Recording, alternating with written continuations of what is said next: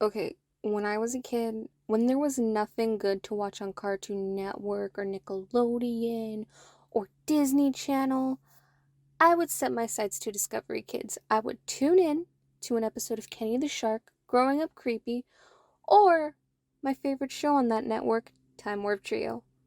Only one day, I tune in to discover that the channel no longer exists. At least, not in the way that it used to. The Hub Family Movie, Gremlins, tonight at 7 Eastern, 4 Pacific, only on the This is how I got put onto the Hub. The Hub was intended to be a general youth oriented network with a diverse lineup, primarily featuring programs adapted from Hasbro franchises, that they had a lot of old shows coming out of the woodwork too to fill up time slots, such as Batman the Animated Series, Superman the Animated Series, and Batman Beyond, along with a whole host of old WB lineup. But they also had new original programming too. One of these new original shows that was created to fill out some of the time slots was R.L. Stein's The Haunting Hour.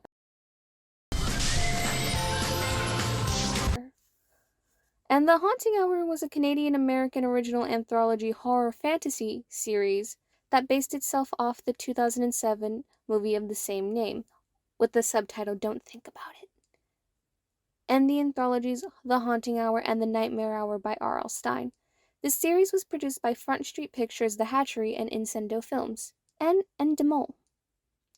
And the series was really fun. You had these classic horror plots, fun twists, good child actors, bad child actors who give the best campy performances. Like, the stuff was really worth watching. Now, obviously, the question here is, was this series better than Goosebumps? And that was the question for many, many people watching this. And the answer to that question is yes and no. Here's the thing. Goosebumps has such bad movie effects and television effects and bad performances that it shoots over the moon and swings back around from being bad to being memorable and iconic camp. Meanwhile, Haunting Hour is more technically competent due to it being made in the 2010s and the special effects now being somewhat improved, and the child actors being really decent and more experienced. Like, the child actors they get are pretty good, to the point where they would point out in the promo that the child actors had been in other things already. Like Raleigh from Diary of a Wimpy Kid, Boo Boo Stewart from the Twilight movies, and Disney Channel's Debbie Ryan.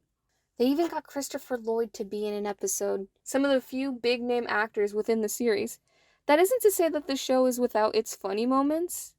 A lot of the performances border on being funny just by the way that the lines are written and the way that the children often sound like little adults trying to make it through the world. Why didn't your dad see it? Only the bold get the creamy cold. I'm worried about you, Marty. Give me more! I want more! And despite it being called R.L. Stine's The Haunting Hour, not many of the stories were actually adapted from R.L. Stine books, but it tended to be original stories from a whole other host of different creators and writers. If I could go back to that Goosebumps comparison for a minute, if you're familiar with Goosebumps, you start to notice the similarities between the two series. Like, bar for bar, there's an episode of Goosebumps and an episode of Haunting Hour where a kid has a lot of love and a reverence for bugs and he starts controlling them, only for him to abuse that power and the bugs turn on him.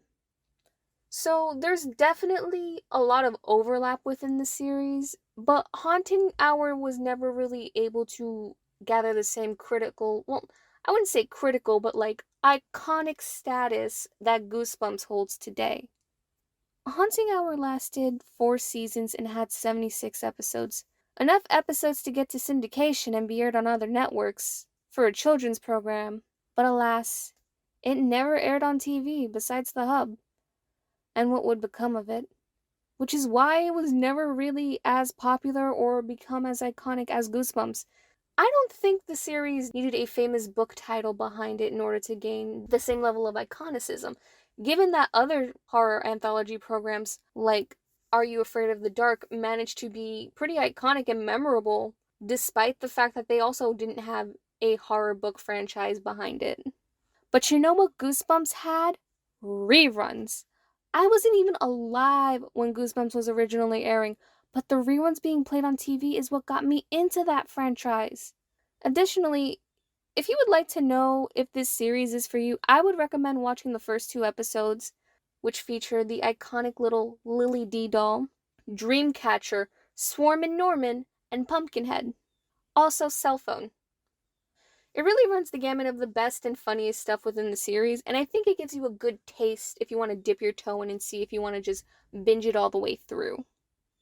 And even though I really enjoy the series, I have to admit, like with most things from the early to mid 2010s, it has, really weird smidges of casual racism, sexism, and a bunch of other stuff that's a little.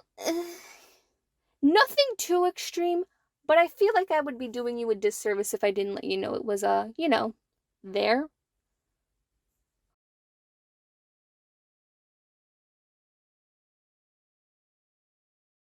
And now back to Batman on Haboom. We know what you like to watch. So for 2 weeks, the Hub's giving it to you in prime time. It's Summer Nights on the Hub. Go ahead. Watch with I like this story. or without your kids. Go to sleep. Summer Nights on the Hub continues next with Dan Versus. It could happen only on the Hub. On September 25th, 2014, following the reports earlier in that year, the Hub Network president Margaret Loesch would step down by the end of the year. Discovery acquired 10% of Hasbro's stake in the network and replaced Loesch with Henry Shaliff, who leads the sister networks such as Destination America and Investigation Discovery. On October 13th, 2014, Hub Network was rebranded as Discovery Family. Hasbro remains a minority partner and programs the network's daytime lineup with children's programs that carried over from the Hub Network.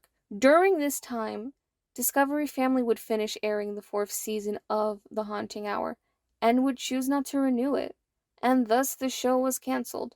And with DVDs being hard to procure, it's really actually hard to watch the full series, and it's not on streaming either. The only real way to watch The Haunting Hour is to get DVDs, which is why this series has fallen by the wayside over the years, with no rerun and with no new audience to come get it.